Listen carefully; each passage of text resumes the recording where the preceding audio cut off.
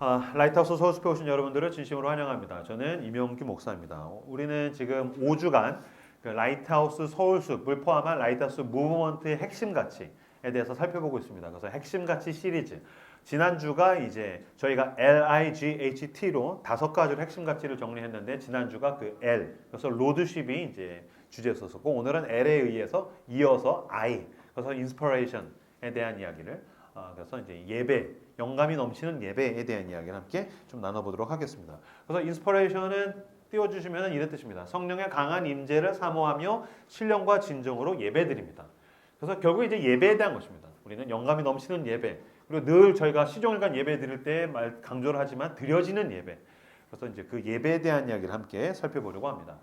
서울숲에서 예배 드리시는 분들한테 그런 얘기 굉장히 많이 듣습니다. 이 교회 예배는 뭔가 좀 다릅니다.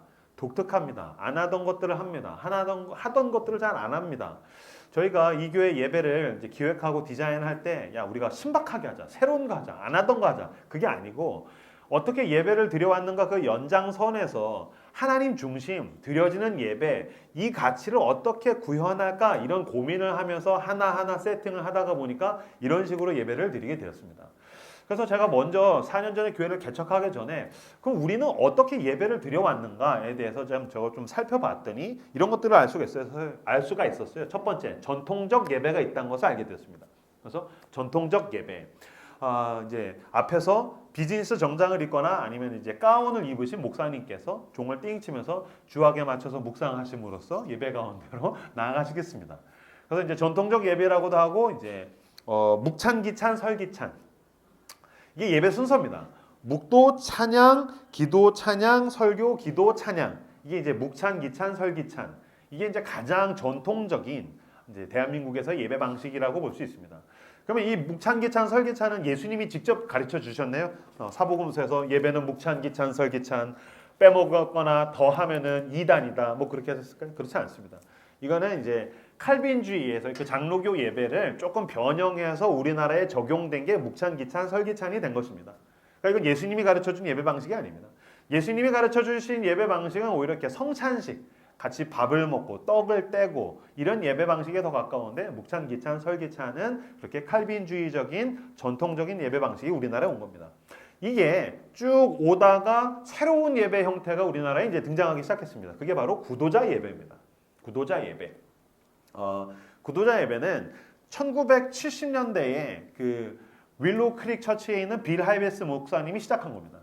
이게 이제 극장에서 예배를 드리면서 극장식 예배. 그래서 구도자 예배라고도 하지만 영어로는 seeker. 그래서 이제 찾는 이들의 예배. 그러니까 무슨 뜻입니까? 예배를 처음 나온 사람들에게 조금 익숙할 수 있도록 예배 문턱을 낮춘 것이죠. 그래서 본격적으로 워십팀이라는 게 등장하기 시작합니다.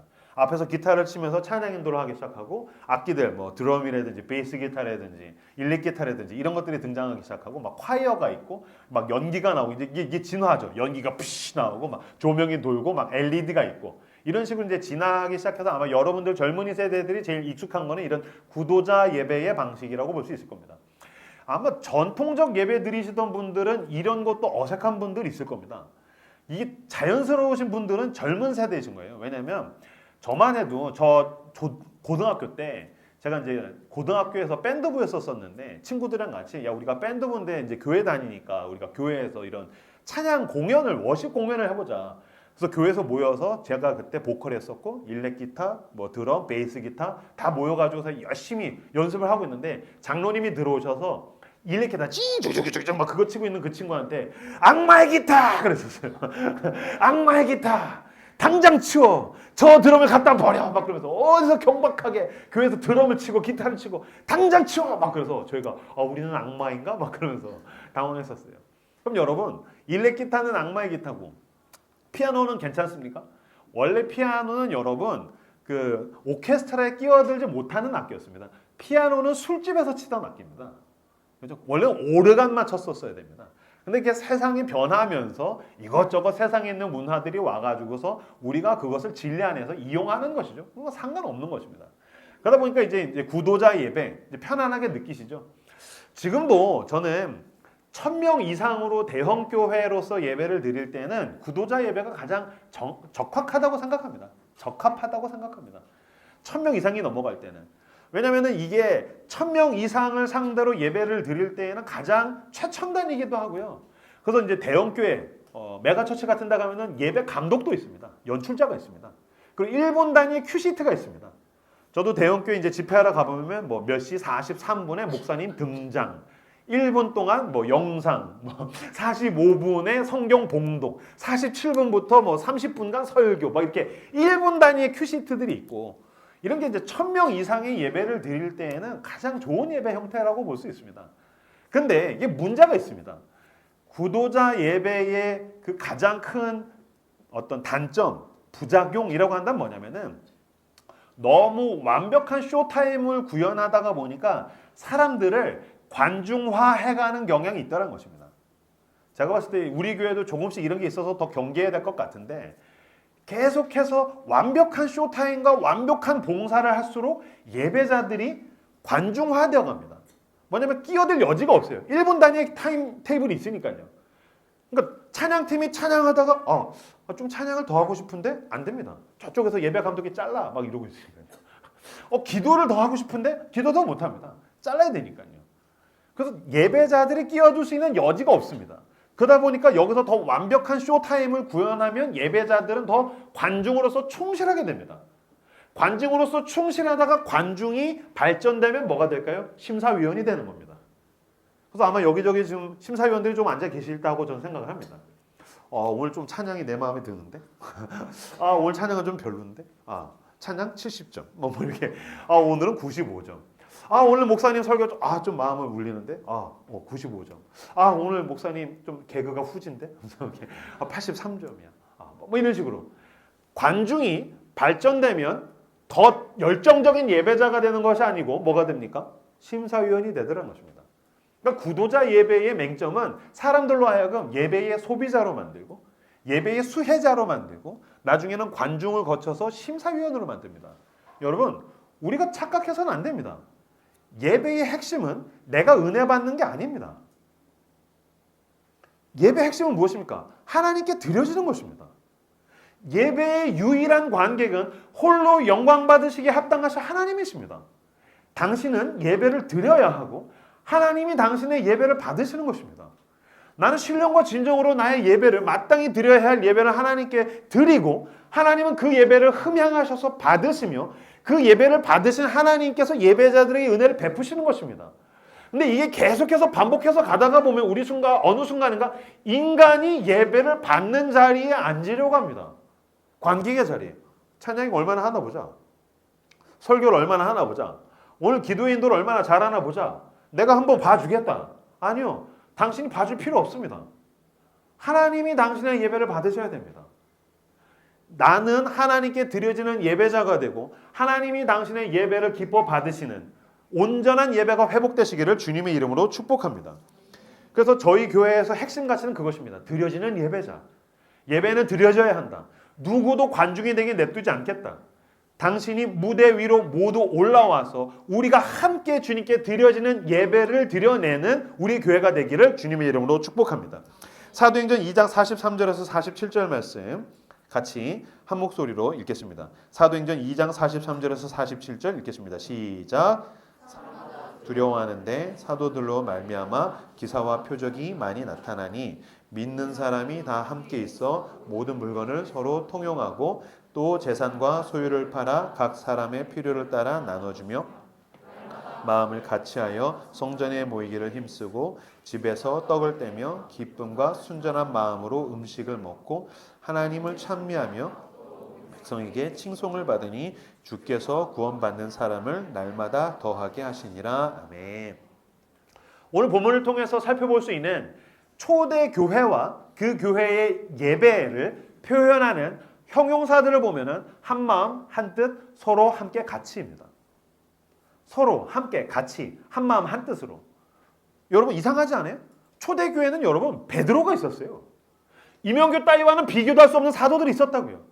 예수님의 그 참자국에다 손가락을 넣은 도마가 있었습니다. 예수님과 함께 먹고 자고 지낸 예수님의 음성을 귀로 들은 사람이 있었다고. 우리같이 영혼으로 성령 안에서 음성을 듣는 사람이 아니고 귀로 듣는 인간들이 있었다고요. 그럼 여러분 예배를 위탁해야죠. 사도들을 의존해야죠. 근데 어떻게 했다고? 그러지 않았다고요. 초대교회 공동체는 사도들을 의존하지 않고 사제 그룹을 의존하지 않고 목회적 지도자들을 의존하지 않고 함께 서로 같이 한마음 한뜻으로 예배했다는 것입니다. 예배 핵심 가치가 무엇입니까? 함께하는 것입니다. 저는 라이트하우스 서울숲의 담임 목사로서 우리가 함께 예배드릴 수 있도록 주도적으로 당신이 예배자의 자리에 올 수 있도록 나는 최선을 다할 것입니다. 그래서 우리의 예배를 기획할 때 우리들은 빈칸들을 만들었습니다. 여백들. 그리고서 들어올 수 있도록 참여할 수 있도록 만들었습니다. 그래서 라이트하우스 서울숲에서 처음에 예배드리면 뭐합니까? 마음의 예배하는 것입니다. 마음의 예배가 이렇게 불 꺼놓고 그냥 서로 이렇게 속닥속닥 하는 시간이 아니고 묵상하는 것입니다. 하나님 앞에서 내가 세상에서 가지고 왔던 것들, 이번 주에 넷플릭스, 악귀 재밌었는데 무서웠는데 악귀의 연장선상에서 예배를 드리는 게 아니고 끊는 겁니다. 여러분, 예배의 핵심은 멈추는 겁니다. 왜 어둡게 해놓겠습니까? 멈추라는 겁니다. 당신의 즐거움도 멈추고 당신의 괴로움도 멈추고 내가 좋아하던 것도 멈추고 내가 누군가 싫어하고 막 거기에 얽매여 있는 것도 멈추고 하나님 앞에 그 고요한 가운데로 나아가 세미한 음성의 귀를 기울일 수 있도록 준비하는 것입니다. 묵상하면서 성경을 읽으시면서 주어진 질문에 대해서 내가 그럼 이따가 내가 그리팅 시간에 뭐 해야 되지? 그 여백 가운데 참여하는 게 마음의 예배입니다. 그러고 나면 우리가 그걸 가지고서 뭐 합니까? 그리팅하기 시작합니다. 그리팅은 어떤 시간입니까? 서로 함께 바라보는 시간입니다. 한국교회가 예배 가운데에 인사와 교제가 없습니다. 원래 예배학적으로도 여러분 예배에서 진짜 중요한 시간이 인사와 교제입니다. 초대교회는 이걸 거룩한 입맞춤이라고 불렀습니다. 서로 돌아다니면서 거룩하게 입맞춤을 했어요. 실제로. 그래서 함께 보는 시간이 예배에는 반드시 있어야 됩니다. 근데 한국교회는 함께 바라보는 시간이 없습니다. 어떻게 했었습니까? 여러분들 그 전에 교회 다녔을 때 자, 목사님이 나오셔서 예배 초반에 반주하면 자, 앞뒤 좌우로 인사하겠습니다. 주의 이름으로 사랑합니다. 주님을 사랑합니다. 주님을 사랑합니다. 사랑합니다. 눈도 안 봅니다. 어떤 사람이 있는지 얼굴 안 봅니다. 그냥 어깨 정도 봅니다. 이렇게. 주님을 사랑합니다. 사랑합니다. 향수 냄새 막 하면서 이렇게.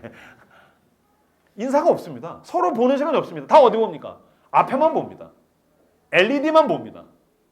앞에서 은혜가 나오는 겁니까? 아닙니다. 여러분, 은혜는 위에서 부어지고 우리가 함께 그 은혜를 나누는 것입니다. 앞에서 은혜가 나가는 게 내가 나한테서 나가면 내가 잠풍 쏘겠죠. 나가는 게 아니라고요. 위에서 은혜가 부어지면 목사와 찬양 인도자와 찬양팀과 봉사자와 모든 예배자가 위에서로부터 부어진 은혜를 서로 나누는 것입니다. 그래서 그리팅은 서로 바라보는 시간입니다. 그래서 누구든지 일어나가지고 이야기를 하는 거죠. 저는 뭐 이런 얘기 있었어요. 그럼 공감하고. 오늘 날씨 그지 같아서 교회 나오기 싫었어요. 나도 막 그러면서 이렇게 서로 공감하고. 그래도 제가 이번 주에 지난주에 은혜에서 받은 게 있어서 제가 그래도 살려고 나왔어요. 나도. 이번 주에 하나님께서 나에게 베푸신 은혜가 있었어요. 와, 놀랍네요. 저에겐 굉장히 고통스러운 일이 있어요. 기도해 주세요. 자, 함께 기도해 주십시다. 서로 함께 바라보는 시간이 바로 그리팅 시간이라는 것입니다. 그리고 여러분들이 모르고 있는 이 영업 비밀이 있는데 제가 그리팅을 계속하는 이유가 있습니다. 패스를 하더라도 하는 이유가 있습니다. 뭐냐면 예배자의 자리에 이렇게 여러분들이 이렇게 그냥 올 때가 있지 않습니까? 예배 드려야지. 날씨 그지 같은데 그래도 빼먹으면 찝찝하거든. 예배 드리자. 뭐 어떤 얘기 하나 보자. 이러고 있을 때 그리팅 하잖아요. 그럼 긴장이 낮춰져 있지 않습니까? 자, 그리팅입니다. 자, 한번 얘기를 들어볼까 하면 여기가 긴장도가 확 올라갑니다. 이 사람들이 집단적으로 긴장하기 시작합니다. 그렇군요. 패스를 해도 다 긴장합니다. 그럼 자, 여기를 볼까요? 그럼 여기가 이제 긴장하기 시작합니다. 게다가 우리가 좁지 않습니까? 제가 한 걸음만 가도 훅 긴장하기 시작합니다. 무슨 얘기냐면은 여러분들의 텐션을 높이겠다는 겁니다. 그냥 이렇게 쭉 처져 있게 내버려두지 않겠다는 겁니다. 한 사람이 일어나면 그 주변이 다 긴장합니다. 그리고 나서 우리가 함께 경배와 찬양을 할 때에 사람들이 더 적극적으로 주도적으로 참여할 수 있습니다. 그 다음에 이제 설교 후에 기도와 찬양 그리고 공동체 고백. 그래서 우리는 계속해서 함께 참여할 수 있게 하고 동시에 몇몇 극소수의 사람이 드러나는 것을 배제하려고 합니다. 그래서 우리가 대표기도 헌금기도 특송이 없는 겁니다. 왜? 그렇게 드러나는 몇몇 사람이 그 교회의 권력 구조가 된다라는 것을 제가 알았기 때문입니다. 대표기도 누가 할 수 있습니까? 아무나 저 대표기도 하고 싶어요. 시킵니까? 아닙니다. 대표기도 누가 합니까? 그 교회의 핵 인싸가 하는 겁니다. 남성, 중년의 장로님이 합니다. 그죠? 여자 청년들 대표기도 할 수 있습니까? 못합니다. 못합니다. 여자 집사님들 못합니다. 청년들 대표기도 못합니다. 헌신 예배 때나 2시 예배 때나 하는 거죠. 못합니다. 대표기도에서 급이 안 되면 뭐합니까? 헌금기도 하는 겁니다. 헌금기도에서 급이 안 되면 성가대 하는 겁니다. 이게 교회의 예배 구조가 권력 구조입니다. 그래서 그런 거 나가지 못하게 하겠다는 것입니다. 그래서 그리팅 때는 그냥 아무나 하라는 겁니다. 제가 어디 컨퍼런스라든지 이렇게 강의 같은 데 가서 저희가 이런 식으로 예배 드립니다. 그리팅에 대해서 설명했더니 어떤 목사님이 질문하시더라고요. 목사님, 그리팅 때 새신자가 갑자기 일어나서 헛소리 하면 어떻게 합니까? 아무나 일어나가지고 막 헛소리 해야 되면 어떻게 합니까? 그래서 제가 바로 대답했습니다. 대표기도 때 장로님들도 헛소리 하던데요. 막 태극기 찾고 막 잔소리하고 막 설교하고 그러던데요. 아니 새신자가 그리팅 때 헛소리 하면 귀엽게나 하지. 아유 새신자구나. 처음 오면 헛소리 할 수도 있지. 그리고 여러분 그리팅은 막을 수는 있지. 닥쳐! 막서 앉아! 그래서 왜 헛소리야? 그러면 되잖아요. 대표 기도를 어떻게 잘라? 기도하고 있는데. 그죠? 그래서 몇몇이 핵심적으로 드러나는 것을 방지하고 모두가 함께 brother and sister 하나님 앞에서 식구로 지내겠다라는 것이 우리 예배에서 굉장히 중요하게 여기는 것입니다. 그러므로 여러분 그리팅을 준비하십시오. 그리팅을 준비하셔야 됩니다. 마음 예배를 준비하셔야 됩니다. 무엇보다 예배를 준비하시는 예배자 되시길 주님의 이름으로 축복합니다. 예전에 우리나라에 어떤 사람이 왔는데 누가 왔냐면 그 전설적인 테너인 파바로티가 왔습니다. 이제 지금은 이제 돌아가셨는데 이탈리아에 그 배가 뿔뚝 나고 수염 이렇게 나고 아시죠? 왜너 말해 무슨 뭐 아시죠? 죄송합니다. 그 전설적인 테너인 파바로티가 왔는데 공연을 엉망진창으로 했어요. 그 매스컴에서 연일 야 말도 안 된다. 노래를 망쳤다. 준비를 하나도 안 했다. 연습을 안 하고 왔다. 우리나라를 우습게 여겼다. 굉장히 많은 사람들이 기대하고 와서 들었는데 준비도 안 하고 연습도 안 해서 그 세계적인 거장 파바로티가 공연을 망해버렸어요. 준비를 안 했더니 공연도 망하고 사람들도 실망하게 된 것이죠. 무슨 말이냐면 준비를 안 하면 망하고 실망스럽다는 거예요. 만약에 여러분 저 설교 준비 진짜 열심히 합니다. 일주일 내내 설교 준비만 합니다. 제가 진짜 설교를 그 주에 주일날 안 하지 않습니까? 그러면 제 삶의 퀄리티가 너무 행복해요. 설교를 하면 일주일 내내 어깨가 무거워요. 맨날 그 생각만 해야 돼요. 근데 설교를 안 하잖아요. 너무 어깨가 가벼워요. 나는 자유해. 그래서 너무 좋아요. 전 진짜 설교 준비 열심히 합니다. 근데 만약에 제가 설교 준비를 안 한다고 생각을 해보세요.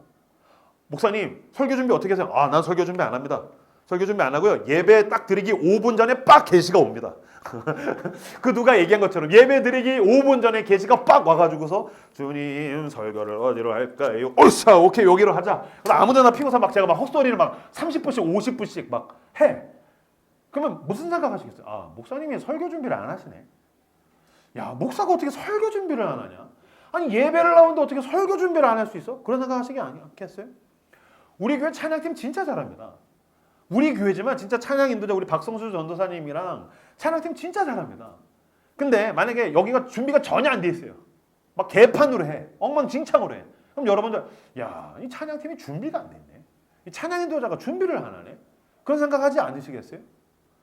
바꿔서 여러분 하나님이 당신의 예배를 받으실 때 준비를 하나도 안 했네. 예배 드릴 준비를 하나도 안 했네. 그냥 아무 생각 없이 일주일 내내 멍 때리다가 그냥 주일날 몸만 왔네. 라고 하시진 않겠어요? 나는 은혜를 받았어요. 왜? 설교자가 최선을 다해서 준비를 했으니까. 은혜를 받았어요. 왜? 찬양인도자와 찬양팀이 최선을 다해서 준비를 했으니까. 은혜를 받았어요. 왜? 스태프들과 사람들이 섬겨줬으니까. 은혜는 받았는데 당신은 예배에 대한 준비를 하나도 하지 않아서 하나님이 당신의 예배를 받지 않으실 수도 있겠죠. 우리가 진짜 두려워야 될 것은 그것입니다. 당신 은혜를 받는 것과 내가 예배를 잘 드리는 것은 별개일 수 있다는 것입니다. 일주일 동안 예배를 준비하십시오. 예전에 선배들은 주일날 입을 옷을 다렸습니다. 라이트하우스 서울숲은 목사부터 해서 모두가 복장이 편합니다. 그냥 기준은 그겁니다. 너가 생각하는 이쁜 옷을 입고 오면 됩니다. 당신이 생각하는 이쁜 옷을 입고 오시면 됩니다. 근데 그런 생각을 할 때가 있어요. 그러다가 보니까 우리가 너무 준비를 안 하는 거 아닐까? 라이트하우스 서울숲은 헌금 돌리는 시간이 없습니다. 헌금 기도도 없습니다. 그러면 헌금 안 해도 됩니까? 아니요. 우리는 예배 초반에 드리는 기도를 합니다. 드리는 기도 때에 내 모든 걸 드린다. 사실 우리의 예배 컨셉 자체가 모든 걸 다 하나님께 드린다는 것입니다. 헌금뿐만 아니라 모든 돈이 다 하나님의 것이다. 난 하나님의 나라를 위해서 이 도시에서 내 돈을 가지고 산다. 이 예배 시간뿐만 아니라 내 모든 시간이 하나님의 것이다. 예배에서 드려서 내 모든 삶의 시간들을 다 하나님의 나라를 위해서 쓰겠다. 이 여기서 내가 봉사하고 섬기는 것뿐만 아니라 내 모든 재능과 은사와 내 삶이 다 하나님의 것이다. 예배 가운데 드려지는 것입니다. 근데 그 몇몇의 순간들을 막 인위적으로 조작하지 않으니까 우리가 어쩌면 더 게을러지는 것은 아닌가? 하나님께 드려져야 됩니다. 하나님께 드려지기 위해서 일주일 동안 예배자로서 준비하시는 저 여러분들 다 되시기를 주님의 이름으로 축복합니다. 그래서 여러분, 예배는 태도입니다. 예배는 태도입니다. 가끔씩 태도가 안 좋은 사람들을 만날 때에 느끼는 불쾌함들이 있어요. 예를 들면 카페에 갔어요. 아이스 아메리카노가 굉장히 급해가지고서 카페인을 충전해야 돼. 그래가지고 이제 막 아이스 아메리카노 사려고 딱 갔는데 딸랑딸랑 했는데 인사하는 사람도 없어요. 사람이 어디 있지? 저쪽에서 뭐 핸드폰을 보고 있어요.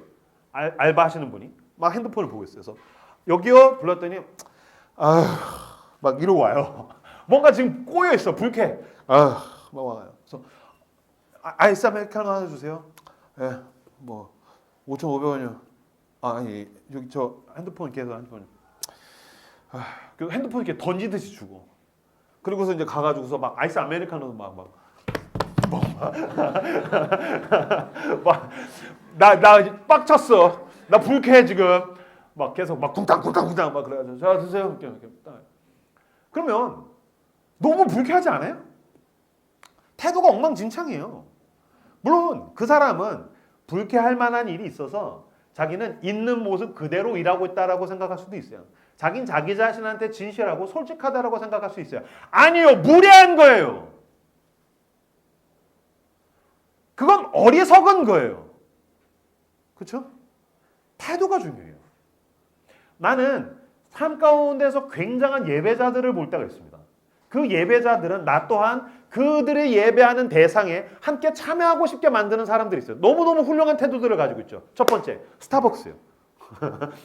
스타벅스에 가면 굉장한 예배자들이 나를 안내합니다. 맞아줍니다. 어서 오십시오. 여기 스타벅스입니다. 그래서 굉장히 신나있고 흔쾌하고 에너제틱하고. 제가 저희 리더십들이라든지 스텝이라든지 사역자들한테 얘기하는 게 있는데 스타벅스를 보고 배우라고. 왜? 스타벅스에는 내성적인 직원이 없어요. 스타벅스에는 무력한 직원이 없어요. 그렇죠? 근데 여러분, 그럼 그 사람들은 원래 태생적으로 다 스타벅스는 ENFP만 뽑나요? 아니겠죠. 거기는 아이 성향의 사람들이 있겠죠. 우울한 사람들이 있겠죠. 하지만 여기는 스타벅스예요. 스타벅스에 대해서 예배하고 커피에 대해서 예배하는 예배자들의 파트너로 있다고요. 생각해보세요. 스타벅스 갔는데 뭐 드시겠어요? 돌체라떼요. 나 지금 돌체라떼 만들 기분이 아닌데. 그냥 아이스 아메리카노 먹으면 안 돼요? 짜증나. 왜 돌체라떼 먹어? 뭐야, 변비 환자야 뭐야. 그쵸? 예배는 태도예요. 그들의 태도에 대해서 굉장한 감화를 받지 않습니까? 굉장한 감명을 받지 않습니까? 나 자신에 대해서 솔직할 뿐만이 아니라 그들은 굉장히 훌륭한 역할들, 롤들을 감당하고 있는 것입니다. 나는 스타벅스에서 나갈 때 내 뒤통수에다 인사하는 그 스타벅스의 예배자들을 보면서 그치, 적어도 예배가 이 정도는 돼야지 하나님도 감동받지 않으시겠어? 나는 야구장에 가면 LG 트윈스의 예배자들을 만나게 됩니다. 야구장에 가면 그들은 굉장히 막 들떠있고 흥분해있고 막 내가 응원하는 응원팀을 막 예배하고 막 내가 응원하는 선수를 예배하고 막 화이팅! 힘내! 그럼 우울해서 가도 거기서 함께 막 예배하다가 보면 나도 신나는 거예요. 우리 함께 승리를 향해서 나가고 있는 거죠. 야구장의 예배자들. 저는 스타필드에 가면 쇼핑의 예배자들을 만나게 됩니다. 프라다 앞에 줄 서 있는 그 예배자들. 루이비통 앞에 줄 서 있는 그 예배자들. 그죠? 시시코너 앞에 줄 서 있는 예배자들. 그죠? 그들은 신상품 앞에서 막 열광하고 놀라워하고 경이로워하고 찬양할지어다 루이비통 하면서 막 세상의 신상품도 그렇게 예배할진데 어떻게 길이요 진리요 생명이신 하나님 앞에 나아갈 때는 세상에 그렇게 짜증나고 불쾌하고 별 볼 일 없는 모습으로 나아가겠습니까? 하나님이 거지도 아니고 설교를 해봐라. 찬양을 드려봐라. 뭐라도 좀 해봐라. 왜 하나님이 당신에게 은혜를 구걸해야 됩니까? 왜 하나님이 당신에게 예배를 구걸해야 합니까? 하나님은 나의 삶에 어떠한 상황과 상관없이 나의 예배를 받으시기에 합당하신 왕이시오 주인이십니다. 그 하나님께 내가 마땅히 드려야 할 애티튜드로서 예배를 드리시는 예배자를 다 되시길 주님의 이름으로 축복합니다. 저는 예배자 그러면은 굉장히 큰 사건을 경험한 적이 있는데 이게 예배자와 구경꾼의 차이구나. 저는 자타가 공인하는 마블바입니다. 마블 매니아. 저는 마블 굉장히 열광하는 사람이에요. 그래서 이제 뭐 아시는 분들은 아시겠지만 저는 마블을 개봉하면 그날 아침에 보고 막 복음을 전하기 때문에 스포한다고. 그래서 저보다 빨리 봐야 됩니다. 마블을 좋아하면 저보다 빨리 봐야 돼요. 저희 형제, 제가 친한 형제 중에 한 명, 목사님 저 스포 안 당합니다. 웬걸 제가 아침에 보자마자 특히 그 인피니티, 어벤져스 엔드게임, 인피니티 워랑 엔드게임이 그 2부작이잖아요. 엔드게임 보자마자 그날 점심에 전화했어요. 뚜루루루 했더니 네 목사님 아이언맨이 죽었어. 예? 아이언맨이 죽었어. 뭐예요? 그래서 어차피 모든 사람이 다 죽어. 타노스도 죽어. 그거 뚝 끊는 거예요. 띠띠띠띠 막 으아! 그때 그 이제 어벤져스가 인피니티 워에서 우주의 절반이 사라지고 2부 그 엔드 게임에서 다시 어벤져스가 복수하지 않습니까? 제가 그날 아침에 그 복수를 보기 위해서 그 승리를 보기 위해서 제가 그날 아침에 갔어요. 첫 상영 딱 보려고 딱 갔어요. 딱 갔는데 이미 저도 30분 전에 갔는데 30분 전에 로비에 그 어벤져스의 예배자들 가득 차 있어요. 그래서 그들이 작년에 봤던 그 영화를 막 묵상하기 시작해요. 막 묵상하면서 나누면서 막 기다리기 시작해요. 기대하기 시작해요. 마라나타, 어벤져스요. 어서 오십소서. 우리는 영접할 준비가 되어 있습니다. 하면서 막 그 로비의 공간에 뭔가 웅웅웅웅 거리는 느낌이 있어요. 가자. 그래서 가자 달리자 하면서 막 어벤져스를 기대하고 있어요. 그리고서 딱 해서 이제 들어갔는데 그 오프닝 음악 있지 않습니까? 마블은 굉장히 멋있어요. 빰빰 빠라밤 빠라밤 빰빰 나오는데 사람들이 막 환호성을 질러요. 우후! 막 가자! 막 삑삑! 막 그래서 사방팔방에서 막 환호성을 지르고 세상에 한 5만큼 웃기면 30만큼 웃어요. 우와! 막 박수 치면서 막 웃고 그러니까 별로 안 웃겨도 막 다 같이 웃고 막 감동적이면 요만큼 감동적이면 막 이만큼 감동하고 막 와우! 우! 와! 막 소리 지르고 영화가 끝났어요. 엔딩 크레딧이 올라가는데 일제히 어벤져스의 예배자들이 일어나서 기립박수를 쳐요. 아무도 나가지 않아요. 왜? 우리는 쿠키 영상까지 누려야 되니까. 막 나가는 사람을 막 멱살 잡을 기세요. 다 기다려라. 아직 끝나지 않았다. 와, 이게 예배자구나. 제가 그 주에 나흘 있다가 금요일 날 저녁에 똑같은 영화를 또 보러 갔어요. 세상에 영화를 보고 있는데 중간에 들어와요. 아니 이런 교만한 놈 같으니라고. 어떻게 예배가 시작됐는데 중간에 들어올 수 있는가? 말도 안 된다. 중간에 막 들어와요. 웃긴데 안 웃어요. 감동적인데 사람들이 감동을 받지 않아요. 무엇보다 엔딩 크레딧이 올라가고 있는데 누구도 일어나서 박수를 치지 않아요. 그래서 제가 혼자 일어나서 박수했어요. 니네는 구경꾼이지 나는 예배자다 이놈들아. 제가 그때 알았어요. 예배자와 구경꾼의 차이는 이렇게 다르구나. 뭐라도 한번 해봐. 넌 구경꾼이죠. 하나님, 난 하나님께 더 나아가기 원합니다. 나는 하나님을 열망합니다. 난 더 열정적으로 반응하길 원합니다. 주님 나의 예배를 받아주십시오. 난 이 예배를 위해서 일주일 동안 준비했습니다. 주님 난 뜨겁게 기도했습니다. 하나님 설교자가 설교 가운데 내가 원하는 취향의 말씀을 전하지 않더라도 나는 주님 당신의 말씀을 들을 준비가 되어 있습니다. 찬양 인도자의 선곡이 내 스타일이 아닐지라도 주님 나는 어쨌든 내 삶의 주인이신 하나님을 뜨겁게 찬양할 준비가 되어 있습니다. 내 온 몸으로 내 온 삶으로 주님께 뜨겁게 예배드리는 하나님을 열망하는 예배자 다 되시기를 주님의 이름으로 축복합니다. 아까 읽었던 말씀 다시 한번 읽어보겠습니다. 47절 말씀, 사도행전 2장 47절 말씀 같이 한 목소리로 읽겠습니다. 읽겠습니다. 시작.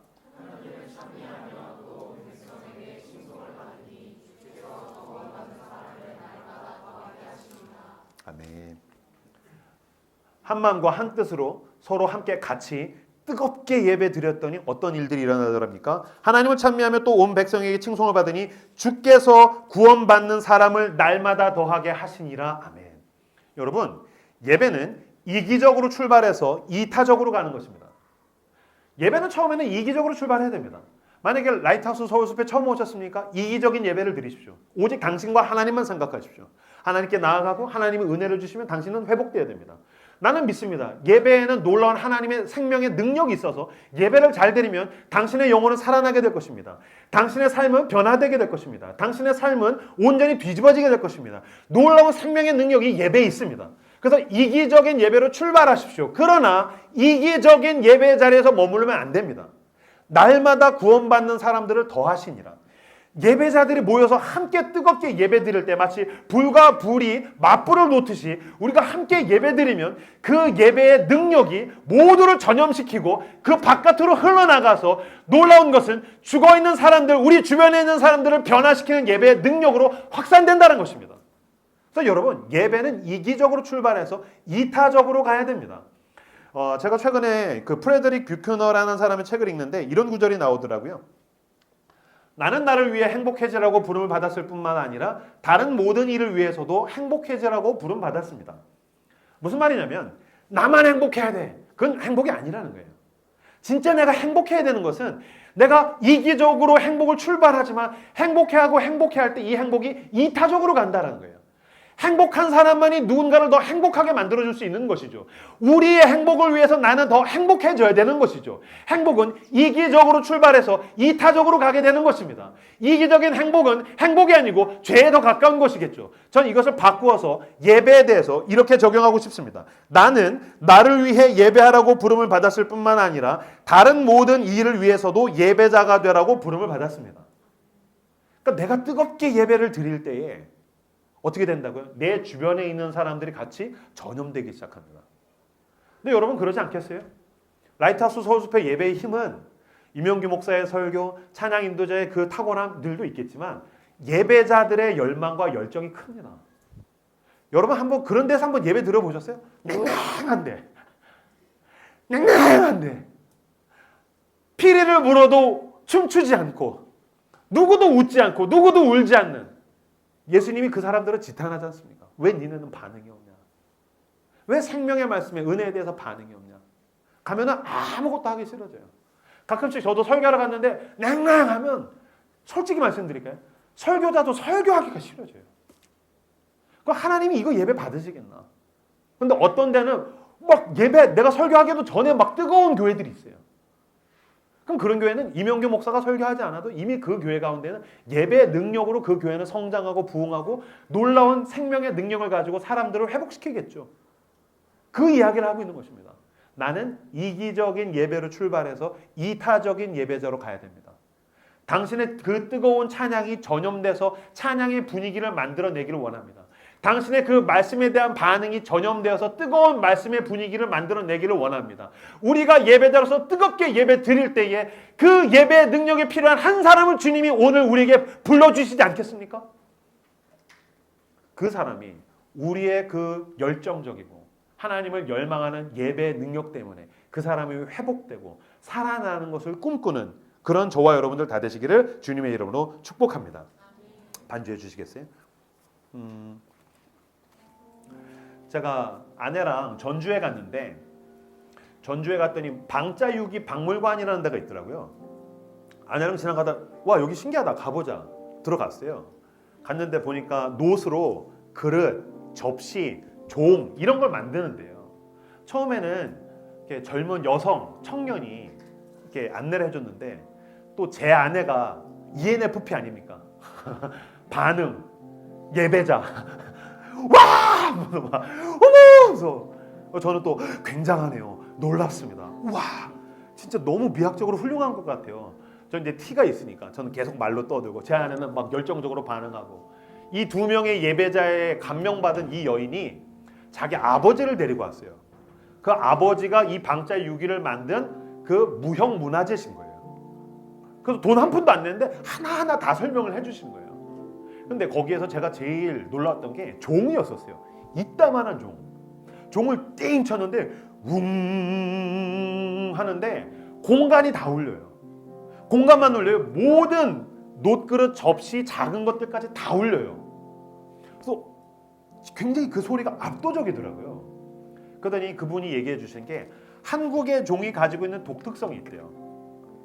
해외에 있는 모든 종, 일본, 중국, 서양 모든 종은 소리를 바깥으로 빼게 되어 있대요. 그래서 이렇게 돼서 소리를 바깥으로 내려고 한대요. 근데 우리나라의 종은 뚝 떨어져서 소리를 속에다가 가둔대요.